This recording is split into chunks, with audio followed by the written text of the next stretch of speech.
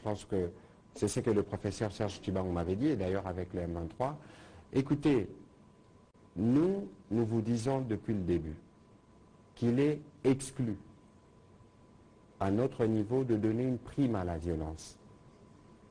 Ce n'est pas parce que le M23 a repris les armes qu'ils ont montré combien ils pouvaient endeuiller nos populations qu'il faut avoir un traitement particulier. Lorsque les facilitateurs parlent, évidemment, sur le retrait, vous avez vu que nous ne voulons pas aller très vite, nous voulons attendre et voir que cela se consolide sur le terrain, mais si les facilitateurs parlent de Nairobi 4, mais dans les Nairobi 4, il y aura la suite du processus qui a commencé.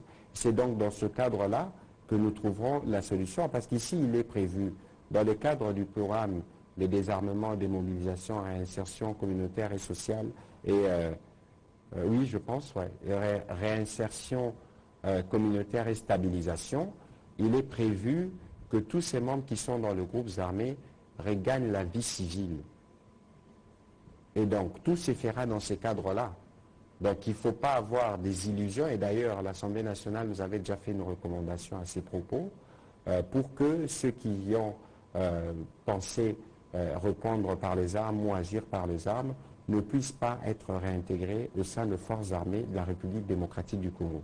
Donc, à ce stade du processus, nous voulons d'abord voir le retrait se consolider sur le terrain.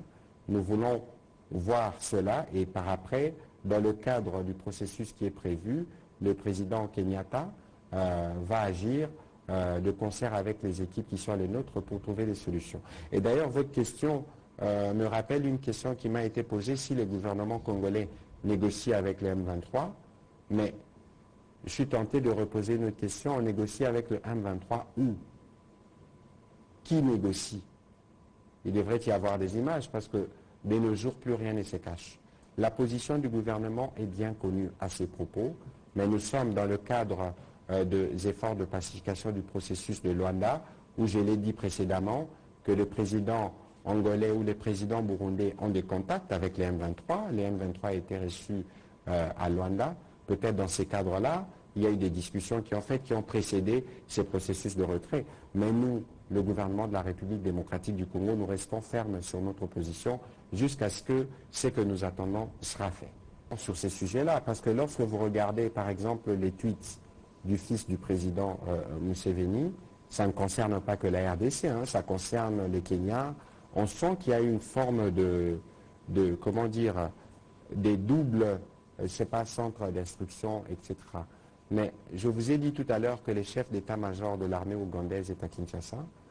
Il était là depuis hier et demain, je pense qu'il y aura des visites à Beni parce que, je les renseigne d'ailleurs quelquefois dans mes comptes rendus, il y a des militaires ougandais qui meurent au Congo dans la lutte contre les ADF. Ici, nous ne voulons pas aller dans des considérations pour dire est-ce qu'il y a la confiance ou pas, mais ici, il y a des objectifs dans lesquels nous sommes engagés. Il y a des objectifs qui sont ceux de combattre les ADF, et de ce point de vue, nous connaissons de progrès. La difficulté, lorsque vous combattez des terroristes comme les ADF, c'est que lorsque vous connaissez des progrès, ils viennent en représailles en s'attaquant à des paisibles populations, et lorsqu'ils commettent ces massacres, ces crimes odieux, ils s'assurent d'en faire une large publicité. Et quand par malheur, ils trouvent toujours de relais sur les réseaux sociaux.